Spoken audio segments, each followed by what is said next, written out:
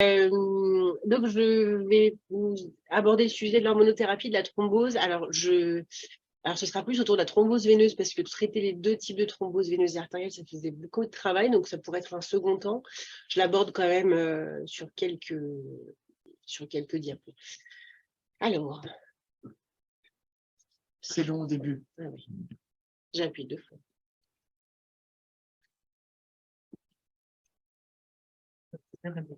Ouais. Après, ça, sinon, on a déjà un coup.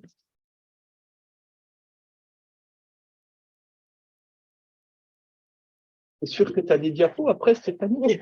Eh ben, c'est fini.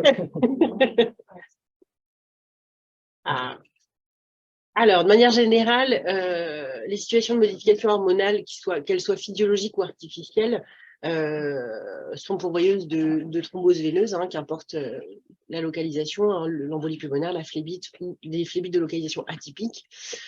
Les grosses situations thrombogènes, donc c'est bien sûr la contraception, les traitements hormonaux substitutifs de la ménopause, les grossesses, l'assistance médicale à la procréation, l'hormonothérapie anticancéreuse et les traitements de transition sexuelle. L'étymologie, pour faire un petit point un peu culture G, donc ça vient du grec oistros, qui veut dire temps, désir, fougue et gène, produire, engendrer.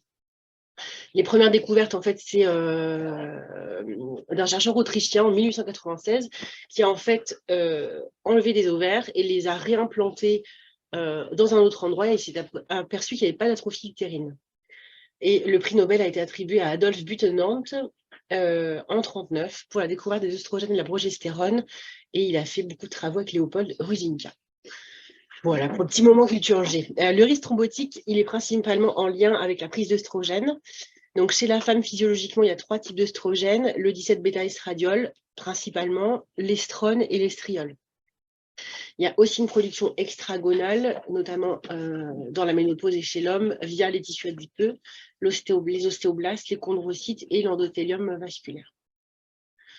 Le petit point physiopathologique est très compliqué, en fait. Donc, c'est un schéma qui était assez synthétique.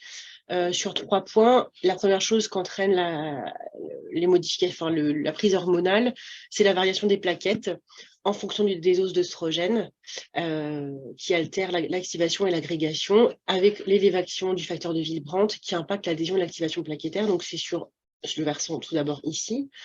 Ensuite, ça augmente la génération de thrombine et du caillot de fibrine via l'augmentation des protéines de coagulation.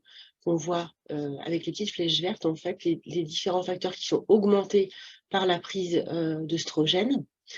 Et la troisième, avec la baisse des protéines, ça baisse aussi les protéines anticoagulantes. Donc, on voit en fait sur les petites flèches rouges, donc l'antithrombine de la protéine S qui diminue. Et il y a une augmentation de la fibrinolyse, mais en fait, cette partie-là ne compense pas suffisamment toute l'augmentation de la coagulation. Donc, ça déséquilibre complètement. Tout d'abord, la contraception œstroprogestative. Le premier cas d'embolie pulmonaire qui a été découvert chez une femme qui prenait une contraception œstroprogestative, j'ai mis le COEP, c'est le O pour oral. C'était en 1961, c'est une dame qui prenait une contraception pour une endométriose. Et il faut savoir qu'à cette époque-là, les doses d'œstrogène, elles étaient assez importantes. On en reparle après.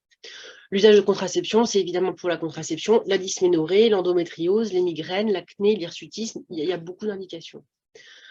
Il est admis que le risque de maladie thromboembolique veineuse est multiplié par 4 avec une prise de contraception œstroprogestative versus pas d'usage. Et donc, le risque est évalué en fonction de la dose d'œstrogène et conjointement avec la prise de progestatif utilisé. Le risque de maladie thromboembolique veineuse décroît avec la baisse d'éthylènestradiol, sans baisse d'efficacité, parce que c'est ça aussi, c'est qu'il faut évidemment que ça fonctionne. Mais on se rend bien compte qu'en baissant les doses d'éthylènestradiol, par exemple de 50 microgrammes à 40 à 30 microgrammes, le risque baisse de 32 à 17%. Je ne suis pas gynéco, donc c'est juste voilà, parce que ça remet en place les idées, parce qu'on oublie tout ça. Les œstrogènes utilisés, c'est principalement l'éthylènestradiol à dose variable. Le second œstrogène, c'est l'estradiol valérate, qui est plus récent, mais qui est moins thrombogène, avec moins d'impact métabolique. Dans les progestatifs, c'est première, seconde génération, le lévonorgestrel, norethistérone, métroxyprogestérone. La troisième génération, désogestrel, gestodème, norgestigmate. C'est plus pour des visées anti-androgéniques. La 4e génération, c'est la drospirénone. En gros, risque accru avec la 3e génération, on en reparle un tout petit peu après. Et le risque est d'autant plus faible qu'on a la plus petite dose d'estrogène et comme le progestatif, le lévonorgestrel. Donc c'est ce gros tableau qui est très synthétique, mais que je trouve très intéressant. C'est sur une étude de 2022 qui a synthétisé. Donc on part d'en bas le plus haut risque jusqu'à le plus petit risque. Donc en gros, 4e, 3e génération, qu'importe, voilà.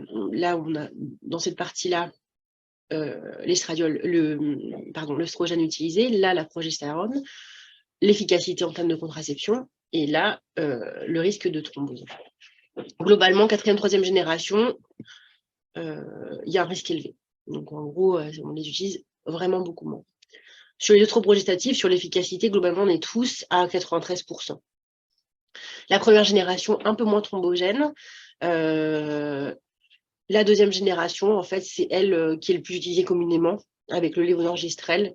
Et on voit le clinistradiol des doses qui sont variables, mais en gros, la moins thrombogène de cette génération-là, c'est aussi les petits dosages des clinistradiol. Et puis après, on va sur les autres estroprogestatifs, le patch et l'anneau vaginal, qui sont aussi moins thrombogènes. Et après, globalement, tout ça, c'est les progestatifs, avec une efficacité qui est très importante pour l'implant et le stérile, la progestérone, avec pas d'augmentation du risque de thrombose. Donc c'est ça qui est intéressant en fait. De retenir que globalement, nous, nos patients, en gros, nous c'est ça, nous c'est la MTEV, c'est progestatif en fait. Progestatif seul, c'est 0 risque. Oui. On en reparle un petit peu après parce que c'est vrai que c'est un peu les gynécos n'aiment pas du tout, mais je refais une petite diapo pour un peu la pratique. Les facteurs de risque de MTEV, l'âge. Donc du coup, ça, je reprends, c'était une grosse étude qui a été faite aux Pays-Bas sur 6 centres qui ont analysé sur 6 centres toutes les femmes qui ont fait un premier épisode de maladie thromboembolique veineuse et pour identifier la contraception qui était la moins risquée selon l'œstrogène et la progestérone. Donc c'est le tableau là qui est intéressant en fait. Là c'est l'âge. Et là, c'est l'incidence chez les non-usagers de contraception orale. Donc déjà, on voit bien que ça augmente évidemment avec l'âge, mais bon, il y a un rapport de 1 à 2, on va dire. Et en fait, on se rend compte que chez les femmes qui utilisent une contraception, c'est énorme avec l'âge. Donc on comprend pourquoi les gynécos disent après 35 ans, on ne met pas trop d'œstroprogestatif en première intention. On passe de 3,7 à 13,3 chez les femmes de plus de 40 ans. Donc c'est assez important. L'autre facteur de risque qui est un peu aussi discuté, c'est les antécédents de TVS qui augmenteraient le risque de MTEV, mais dans cette étude, il y avait un biais aussi, dans ce qui a été retrouvé, c'est qu'en fait, ils ne détaillaient pas le type de TVS. Donc ça joue quand même. Hein. Est-ce qu'il y avait un caté, pas un caté, membre sup, membre inf. Donc du coup, c'est un peu plus, moins, je perds le mot. C'est pas grave. Ensuite, l'IMC plus de 30, la thrombophilie acquise au constitutionnel. La durée de prise de contraceptif, ce que j'entends par là, c'est en fait, on le voit dans ce tableau, ça c'est la durée d'utilisation en mois, moins de 3 mois, 3, 6, 6, 12, jusqu'à plus de 60. Et en fait, là, on voit l'autre ratio du coup des femmes qui ont fait une thrombose et on se rend bien compte, là, moins de 3 mois, 12,6. Et en fait, ça décroît. Donc, globalement, en pratique, ce qu'il faut retenir, c'est que le risque thrombotique, il est maximal dans les 3 premiers mois et majeur la première année. Donc, nous, on retient comme facteur déclenchant la contraception dans la première année d'instauration. Il n'y a pas d'effet de durée de risque, l'effet de durée en termes de risque. Et les études montrent que le retour au risque de la population générale, il se fait en général à 3 mois après l'arrêt. En pratique, chez toutes les femmes, on identifie les facteurs de risque de MTEV et de thrombose artérielle, parce que mais je ne l'ai pas abordé de manière détaillée, vous m'excuserez. Donc, c'est l'âge, l'IMC, je reviens un peu sur la même chose, les MTEV ou événements artériels, les thrombophilies, les pathologies médicales à risque de thrombose, donc ça, il ne faut pas oublier, c'est les maladies inflammatoires, les lupus, les MICI, les syndromes myéloprolifératifs et bien évidemment le cancer. Les antécédents de maladies thromboemboliques veineuses idiopathiques au premier degré avant 50 ans. La migraine et le tabac. Comment on gère la contraception en cas d'MTEV? donc c'est ce que je vous disais, si ça a été introduit mais il y a moins d'1 an, on la retient comme facteur déclenchant majeur. Donc, traitement de 3 à 6 mois, en gros. Pour ce qui est en pratique, l'arrêt de la contraception, il n'y a pas d'urgence à arrêter. C'est ça qu'il faut qu'on se dise. Effectivement, les femmes sont contre-indiquées, mais en fait, il ne faut pas oublier que sous oestrogestatif, il y a une hémorragie de privation. Et donc, cette hémorragie de privation, quand les femmes sont sous double dose de NACO, elles peuvent avoir des hémorragies hyper importantes. Il y a d'ailleurs un hôpital de jour qui a été créé à Lyon pour les femmes qui ont des règles hyper abondantes sous anticoagulants pour essayer d'améliorer les choses. Donc, c'est un sujet important aussi chez les femmes.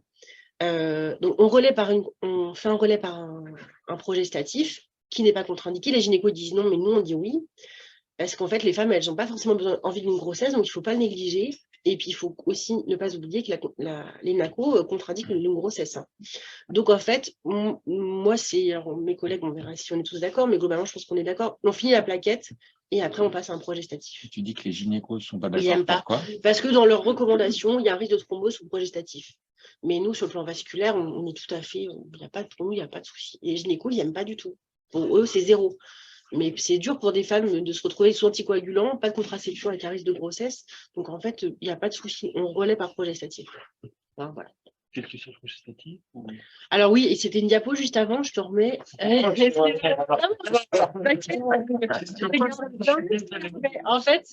fait, progestatif, on se rend bien, c'est le tableau, en fait, le haut risque, c'est en bas et petit risque en haut. Et en fait, tous les progestatifs, implants, DIU ou oral, voilà, on n'augmente pas le risque de MTEV. D'accord. Pardon, excuse-moi. Non, pas de souci. Et puis aussi, il ne faut pas oublier que sous progestatif, il y a beaucoup moins de règles. Donc, il se peut que les femmes aussi soient améliorées, enfin voilà, qu'elles ne soient pas gênées par des règles hyper abondantes. Donc ça, c'est aussi important, quoi. Alors, il y a des femmes pour lesquelles, alors c'est quand même rare, hein, enfin moi, ça m'est jamais arrivé, où on dit, bah non, la contraception progestative est importante. Donc, dans les études, en gros, si on continue la contraception œstroprogestative, et ben on continue le traitement anticoagulant. Parce qu'en fait, la récurrence de MTEV hormono-induite, si on arrête les oestrogènes, elle est estimée à 9,7 pour 1000 patientes versus 27,3 pour 1000 patientes si on poursuit les oestrogènes. Donc, il y a un risque énorme quand même. Bon, on envisage la contraception masculine, n'oublions pas, pour les hommes de l'assistance, et non hormonale. Et pas de bilan de thrombophilie systématique, parce qu'en fait, c'est un facteur déclenchant majeur. Donc ça, c'est un peu difficile de ne pas le faire. Et en même temps, en soi, de plus en plus de sociétés nous disent de ne pas le faire. La grossesse, c'est la situation la plus thrombogène, en fait. C'est rare, mais en fait, c'est elle qui est la plus thrombogène. Juste pour exemple, le risque sans contraception, c'est 4,4 pour 10 000 femmes par an, avec contraception œstroprogestative, lévonorgestrel, 8 pour 10 000 femmes par an, et pendant la grossesse, c'est 29,1 pour 10 000 femmes par an. Donc, c'est énorme. On se rend bien compte, hein, même versus la contraception, en fait. L'incidence, elle est majeure au dernier trimestre de la grossesse et le postpartum. C'est là que c'est un risque. Physiologiquement, il y a des facteurs mécaniques et biologiques. Hein. Mécanique, on le comprend bien. La compression des veines iliaques et de l'utérus, le jeu diaphragmatique qui est diminué, les facteurs biologiques, l'augmentation majeure des œstrogènes et de la progestérone, augmentation des facteurs de coagulation, baisse de la fibrinolyse. Et en fait, il y a une baisse de la protéine S, d'où l'impossibilité de l'interpréter sur les bilans de thrombophilie pendant la grossesse. Donc, globalement, bilan de thrombophilie pendant la grossesse, on ne fait pas trop.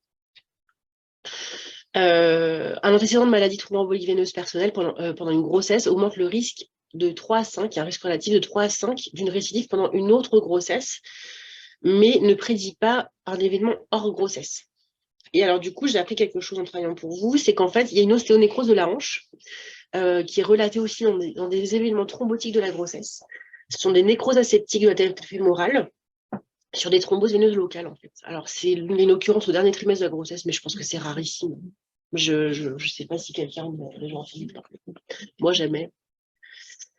Mais c'est pour l'entendre. Donc, on évalue le risque thrombotique dans la grossesse. Donc, c'est les facteurs de risque anamnestiques, cliniques et biologiques. Donc, dans l'anamnèse, c'est les antécédents personnels et familiaux de thrombose, premier degré. La grand-mère qui a fait une EP à 80 ans, on s'en fiche un petit peu. Cliniquement, c'est l'âge de plus de 35 ans, l'IMC à plus de 30, l'HTA, les antécédents de TVS, la multiparité, le diabète, l'alitement prolongé, la prééclampsie, la césarienne, les maladies inflammatoires, hein, les femmes qui ont des myquides, des lupus, et de manière biologique, les thrombophilies, et qu'elles soient constitutionnelles ou acquises. Ça, c'est un petit tableau qui hiérarchise en fait le risque maternel de thrombose en majeur, élevé, modéré à faible. En gros, le risque majeur, c'est les femmes qui ont des épisodes récidivants qui sont sous anticoagulants au long cours. Hein. Les déficits en thrombine, qui est le déficit un des plus graves avec le SAPL, qui est quand même assez rare. Et ouais, le SAPL, gros risque thrombotique. Bon, après, je vous détaille peut-être pas tout. Voilà. Après, voilà, selon la thrombophilie, qu'elle soit hétérozygote ou homozygote, quand c'est hétérozygote, le facteur 5, c'est un risque modéré. Hein. Donc voilà, après, ça c'est pour hiérarchiser un petit peu. Nous, en pratique, comment on fait pour évaluer le risque thrombotique d'une femme enceinte? Il y a 2 scores. Le premier, c'est le score stratège qui a été élaboré à Grenoble via une méthode Delphi. Il prend 4 items. Les antécédents personnels et familiaux, la pathologie fœto-placentaire, la thrombophilie et les autres facteurs de risque. C'est un peu la différence avec l'autre score, c'est qu'en fait, lui prend en compte la pathologie fœto-placentaire. Et selon le score, eh ben, on détermine s'il faut mettre une HBPM que le postpartum, le 3e trimestre, toute la grossesse, ou on met directement au curatif. Nous, en pratique, c'est pas celui qu'on utilise parce qu'il y a un autre score qui s'appelle le score de Lyon, qui est en fait un score qui a été étudié, qui a été élaboré à Lyon, qui a une assise bibliographique assez importante. Donc nous, en pratique, c'est ça qu'on utilise quand on discute des dossiers. La seule différence avec le score stratège, il ne prend pas en compte tout ce qui est materno-fœtal. Donc c'est l'autre chose. Mais bon, en celui-là, en fait, il prend en compte les histoires personnelles de MTEV. Quel type de MTEV? Est-ce que c'est récurrent? Est-ce qu'il y a un syndrome post-thrombotique? Est-ce que c'est de moins de 2 ans? La thrombophilie et les autres risques de la femme enceinte, hein, si elle a une grossesse gémellaire, est-ce qu'elle est immobilisée? Et en fonction de ce score, de la même façon, soit elle a un score faible et donc du coup il n'y a pas de prophylaxie, soit c'est le dernier trimestre, soit c'est postpartum, soit c'est toute la grossesse. Enfin, en tout cas, nous c'est celui qu'on utilise et on en discute quand c'est compliqué en RCP, hein, ensemble. En pratique, s'il y a une dame qui fait une thrombose pendant la grossesse, on la met sous anticoagulant, HBPM curatif, toute la grossesse et le postpartum, bien sûr, avec un relais AVK si elle allait, sinon on met des NACO. Il y a la problématique des anesthésistes sur la gestion de l'accouchement, donc c'est assez compliqué. Bien sûr, ces dames sont les contre-indiquées à la prise d'œstrogène et on évalue le risque à chaque grossesse avec nos scores. C'est pour ça que je vous disais que c'était difficile pour les femmes qui ont fait une thrombose, par exemple, sous contraception, de ne pas faire la recherche de thrombophilie. Parce qu'en pratique, il ne faudrait pas le faire, mais en vrai, si on veut faire un vrai score, cette dame qui a pris une contraception, qui a fait une thrombose, bah, comment on fait pour calculer son score? Du coup, c'est pour ça qu'on est un peu embêté de ne pas le faire. Même si pour elle, ça ne change pas vraiment la prise en charge, en fait. Ensuite, le traitement hormonal de la ménopause. Les indications, c'est bien sûr la réduction des symptômes climatériques, la prévention de l'ostéoporose post-ménopausique chez les femmes qui ne peuvent pas avoir le traitement classique, et aussi le traitement des fractures ostéoporotiques s'il y a présence de symptômes climatériques. Ça a augmenté la qualité de vie des femmes. Alors, c'est moins prescrit qu'à une époque. Hein. Il y a une époque où on en prescrivait l'argamanu. Là, ça a l'air d'être un peu moindre. Les symptômes de ces symptômes climatériques sont dus à la baisse du taux d'œstrogène et de progestérone. Pour un ordre d'idée, il y a 1/4 à 1/5 de moins des doses qui sont contenues dans la contraception, en œstrogène, je veux dire. Il se prend soit en œstroprogestatif, soit en progestrogénique seul, par oral, transdermique, en prise continue ou discontinue avec des doses variables. Autre molécule, il y a une autre molécule qui s'appelle le tibolone. Il y a quand même un risque de MTEV qui est multiplié par 2 en fonction des femmes qui ne prennent pas le traitement substitutif. Globalement, ce qu'on doit retenir, c'est que l'incidence elle est très élevée par voie orale, que ce soit avec ou sans progestérone. L'embolie pulmonaire, ça représente 60% des événements fatals liés au THM. C'est quand même important. En tout cas, il n'y a pas de risque de MTEV dans la prise transdermique. Même dans les populations, dans les études qui ont des femmes qui ont un antécédent de MTEV, qui sont obèses ou qui ont une thrombophilie mineure. Ils ne parlent pas de la thrombophilie majeure. les effets biologiques, bon après, voilà, je vous l'ai mis, c'est pas ce qui est le plus intéressant, mais en gros, chez les femmes qui ont un antécédent d'MTBE, ça n'est pas contre-indiqué. On peut mettre les patchs, il n'y a pas de souci. Sur le plan cardiovasculaire, donc pour prendre un tout petit peu du plan artériel, ce serait protecteur si elle est introduite dans les 10 premières années de la ménopause. Encore une fois, j'ai plein à redétailler. Donc voilà, je réitère l'idée, c'est voilà, le transdermique, il n'y a pas de souci, avec ou sans progestérone. Donc le THM oral est contre-indiqué en cas d'antécédent d'MTBE, thrombophilie mineure ou obésité. Si les femmes sont si elles sont hystérectomisées, on ne met qu'un œstrogénique seul. Si elles ne sont pas hystérectomisées, on rajoute de la progestérone, parce qu'en fait, ça limite l'hyperplasie endométriale et le risque d'adénocarcinome. Il n'y a pas de bilan de thrombophilie recommandé, et en fait, si elles sont si elles font un événement thrombotique, c'est 3 à 6 mois de traitement, et après, on repart sur, si elles ont besoin d'un traitement, sur le transdermique. L'autre traitement thrombogène, c'est le tamoxifène qui est utilisé en onco chez les femmes qui ont des cancers du sein. En fait, voilà, c'est l'hormonothérapie qui est adjuvante chez les femmes non ménopausées. Si elles ne sont pas ménopausées, ils mettent plutôt l'anti-aromatase. C'est un modulateur sélectif des récepteurs de l'estradiol. Alors, ça, c'est les oncos qui m'ont appris ça. En fait, c'est que il y a voilà, une fois qu'on a terminé notre traitement, radiothérapie, etc., enfin, dès qu'on a fini notre traitement, soit il y a une indication de chimiothérapie adjuvante et on peut proposer une suppression ovarienne avec un anti-aromatase, même chez les femmes non ménopausées. Si on n'a pas, il met du tamoxifène. Voilà, le tamoxifène, il est thrombogène. Il y a une énorme étude qui a montré, en fait, qui était en double aveugle, avec un bras placebo et un bras tamoxifène chez 5408 patients. Et donc, les événements thromboemboliques veineux apparaissaient en gros dans le bras tamoxifène à 19 mois et le bras placebo à 27 mois, en gros. Il y avait 72 événements thromboemboliques veineux, 25, c'était pas énorme en fait, 44 dans le bras tamoxifène et 28 dans le bras placebo, avec un P qui était significatif. Mais en gros, nous, voilà, une dame qui fait une thrombose pendant son traitement de cancer, qui est mise sous hormonothérapie, on considère qu'il faut continuer l'anticoagulation curative. De même, si elle fait une thrombose pendant sa prise d'hormonothérapie, on continue l'anticoagulation tant que l'hormonothérapie est en place. Après, voilà, c'est parce que nous, en fait, c'est un sujet de débat avec les oncologues, parce que pour eux, quand on met sous hormonothérapie, les patients sont en rémission. Et nous, en fait, on considère que c'est encore un traitement de la maladie cancéreuse, et donc nous, on continue.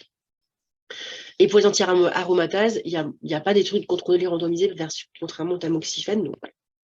Mais il est quand même moins thrombogène. Voilà, pour le chapitre de l'assistance médicale à la procréation, il y a l'insémination artificielle, la FIV avec injection intracytoplasmique de spermatozoïdes et la pompe à la LHRH. 2 étapes dans la MP, c'est la stimulation et le déclenchement de l'ovulation pour la femme, et puis la préparation des spermatozoïdes. Globalement, on entraîne une stimulation ovarienne importante qui entraîne un taux supraphysiologique d'œstrogène. Le risque principal, c'est l'hyperstimulation ovarienne. Donc ça, on en reparle juste après.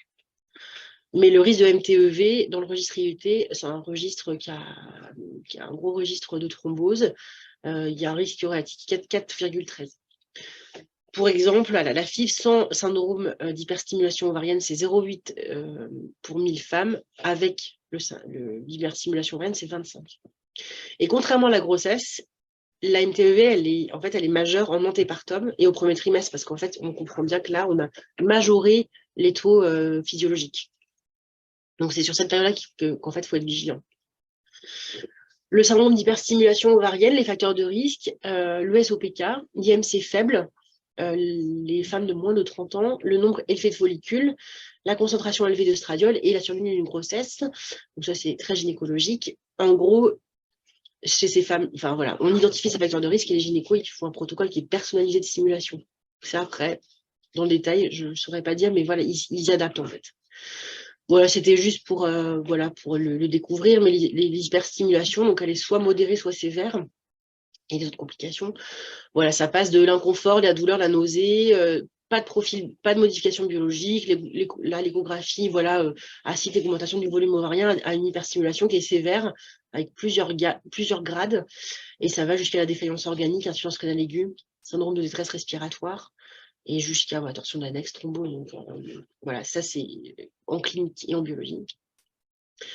Le risque de MTEV dans une AMP, le risque par rapport à une grossesse sans AMP, elle est multipliée par 4 pour une grossesse unique et par 6 pour une grossesse gémellaire. Et donc, voilà, ce que je vous disais, c'est que c'est vraiment dans le premier trimestre, voilà, en département et premier trimestre, qu'il y a un risque qui est très important. Dans la littérature, les thromboses qui sont constatées, c'est des thromboses du membre supérieur, en fait, surtout. Moins de nos thromboses classiques, avec un âge moyen de 31 ans, plus ou moins 4. Et dans 77% des cas, il y avait un syndrome d'hyperstimulation ovarienne. La thrombophilie biologique n'avait pas été retrouvée, n'avait pas été cherchée en systématique, mais chez les femmes chez qui ça a été recherché, c'était dans 34% des femmes. Donc, c'est quand même important. Ça veut dire qu'il y a peu d'EP, du coup? Oui, il y a peu d'EP. En tout cas, dans la littérature, ils décrivent plus des thromboses du membre supérieur.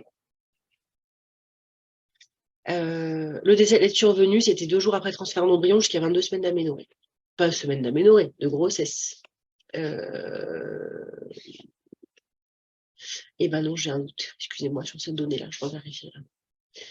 Dans 85% des cas, en tout cas, les épisodes thrombotiques sont apparus lorsque la fille fut suivie d'une grossesse. La thrombose artérielle, j'en parle un petit peu parce que je crois que vous en avez, ça vous arrive d'avoir des patientes qui en souffrent. Globalement, c'est beaucoup plus d'infarctus cérébraux dans la littérature et cardiopathie ischémique et encore moins d'occlusion des membres inférieurs. 78%, il y avait toujours ce syndrome d'hyperstimulation ovarienne. Et ce sont des événements précoces, un peu plus que dans la thrombose veineuse, dans les 2 semaines qui suivent l'injection d'HCG ou le transfert en embryon. Et il y avait une grossesse associée dans 41% des cas, et il n'y a pas beaucoup de facteurs de risque cardiovasculaire chez ces femmes. La prévention de ces thromboses, donc avant l'AMP, on identifie les femmes à risque. Donc il y a 2 types, il y a 2 façons de voir les choses. Donc c'est les facteurs de risque qui sont liés à l'AMP et les facteurs de risque qui sont liés à la femme. Pour l'AMP, que ce soit veineux ou artériel, c'est ce que je vous ai dit tout à l'heure, en fait, le SHO sévère, l'IMC, la prise de troubles progestatifs pendant les cycles, enfin voilà. Donc ça, c'est ce dont on a un peu parlé tout à l'heure. Et pour ce qui est de la femme, pour la thrombose veineuse, il y a l'âge de plus de 35 ans, les antécédents personnels, tous les facteurs de risque classiques, une dame qui est opérée, une dame qui a un plâtre, les longs voyages, les thrombophilies, le SAPL et les antécédents familiaux. Pour ce qui est de la thrombose artérielle, il y a des choses classiques, les antécédents personnels, le tabac, l'HTA, la migraine, le diabète, l'obésité. Il y a également la consommation d'alcool et de drogue. Et bon, le SAPL, c'est pour les 2. Et la population noire. Donc, c'est les facteurs de risque liés à la femme pour les risques de thrombose artérielle. Globalement, s'il y a une thrombose artérielle, antécédent de thrombose artérielle, c'est vraiment discuté en RCP, mais c'est plutôt déconseillé. Mais voilà, c'est une discussion pluridisciplinaire. Si une femme a d'antécédent thromboembolique veineux, il faut attendre 1 an en cas d'événement proximal et 6 mois si c'est distal. En fait, c'est vrai qu'aussi, on sait bien gérer la prévention au niveau veineux. C'est beaucoup plus clair que la thrombose artérielle, en fait, dans ces contextes. Donc voilà, donc on gère la hyperstimulation ovarienne, on prend en charge les facteurs de risque cardiovasculaire. Pour la MTEV, voilà, comme toute grossesse, on recommande la compression veineuse de classe 2. Pour ce qui est du traitement hormonal, parce que voilà, encore une fois, c'est à la carte selon les femmes. Donc chez les populations à risque, plus de 35 ans, les facteurs de risque et les antécédents familiaux du 1er degré, on est vigilant. Et on les contre-indique à toujours, c'est comme la contraception orale, en fait, l'éthylylöstradiol est progestatif. Donc, on préfère la 3e génération. Bon, voilà. Concrètement, comment on fait pour le traitement préventif? C'est assez le tableau. Je crois qu'il y a des nouvelles recommandations qui vont sortir. Je ne sais pas bien quand. Mais en gros, il nous explique selon le type de risque, biologique et clinique, quel type de prévention on propose. Globalement, c'est déficit en antithrombine SAPL, femme qui a une MTEV au long cours, et c'est curatif toute la grossesse en fait. Et le HVPM. Et puis, on descend au fur et à mesure, en fonction des antécédents, avec ou sans facteur de risque, avec ou sans thrombophilie. Et voilà, selon on fait pendant la stimulation. Après, c'est un tableau qui est assez dense, mais voilà, c'est au cas par cas, du coup, on peut raisonner sur nos patientes. Qu'est-ce qu'on doit faire? Mais ça, c'est vraiment les gynécos, ça vient le faire. Hein. On n'est pas beaucoup sollicités pour ces questions-là. On contre-indique le progestatif si on a une thrombose artérielle. Pour ce qui est de la thrombose artérielle, ils ne recommandent pas forcément la prise d'antiagrégants plaquettaires. Comment on traite? C'est un peu comme toute grossesse, en fait, toute situation, en fait. Hein, c'est voilà, l'HBPM, les EP graves plutôt HNF, et puis la poursuite. Soit il y a grossesse, et du coup on continue toute la grossesse. S'il n'y a pas de grossesse, on fait 3 mois en distal et on poursuit. Ils proposent de continuer un petit peu. Je pense que c'est un peu au cas par cas. C'est comme les fausses couches en fait et les IVG en fait, c'est qu'on considère que c'est une grossesse, donc si une dame, on a calculé les scores, et on continue en postpartum aussi. On transpose aussi ça. Le dernier chapitre, c'est le traitement hormonal d'affirmation de genre. Donc ça, c'est le gros sujet qui est quand même d'actualité, puisqu'en fait, on est de plus en plus confronté à ça. La transidentité, ça concerne de 0,05% à 5% de la population en France, donc c'est de plus en plus important. Donc il y a 2 types de transition. Les femmes transgenres de M2F, ces patientes-là, on leur donne un œstrogène, le 17-bêta-estradiol. Alors, il y a plusieurs protocoles, ça c'est le protocole français. Ils donnent 17-bêta-estradiol oral ou transdermique et un traitement anti-androgénique, soit par acétate de cryptotérone, spironolactone ou un agoniste de la GnRH. On ne peut pas transposer le risque thrombotique entre la contraception œstroprogestative et le traitement hormonal de changement de sexe. C'est vraiment, c'est très particulier. Mais on a toujours les mêmes tendances, il y a un risque moindre si c'est transdermique. Mais il y a une incidence, en tout cas, reconnue d'événements thromboemboliques veineux sous ces traitements. C'est de 2 à 6%. Et en fait, le risque, par contre, semble augmenter sur le long terme. On passe de 2%, et s'il y a plus de 10 ans, c'est 6%. Il y a une étude qui a identifié une population à risque, à moins de risque, c'est moins de 37,5 ans et moins de 53 mois d'utilisation, il y aurait un risque de MTV qui serait un peu moins important. Et en plus, il faut être vigilant parce que, en fait, il y a un marché noir en fait, du traitement hormonaux, des traitements hormonaux de changement de sexe, parce que c'est un parcours compliqué. Et je crois qu'il y a des gens qui se procurent des choses. Enfin, vraiment, il faut être vigilant parce qu'ils prennent des doses après énormes. C'est vraiment, il y a un magma là-dessous. Et au niveau artériel, c'est l'infarctus du myocarde et l'AVC qui sont décrits.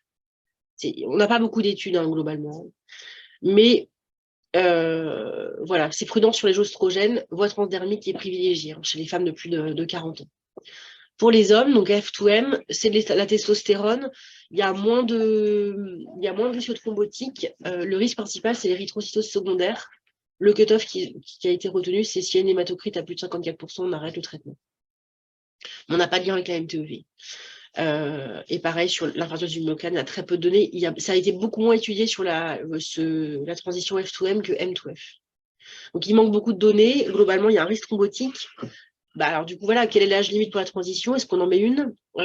Quelle prophylaxie on fait? Quelle population à risque?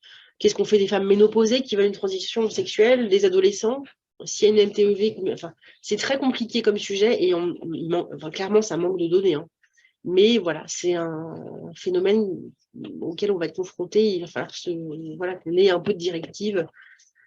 Voilà, donc pour clôture, beaucoup de situations hormonales accroissent le risque de MTEV. L'objectif, c'est d'identifier les populations à risque, la population cible, pour la meilleure prévention et le bon traitement hormonal pour chaque patient. Quoi. Et sujet des transidentités, gros sujet, avec il y a des recommandations, mais sur le risque de thrombose, c'est pas tout à fait élucidé encore.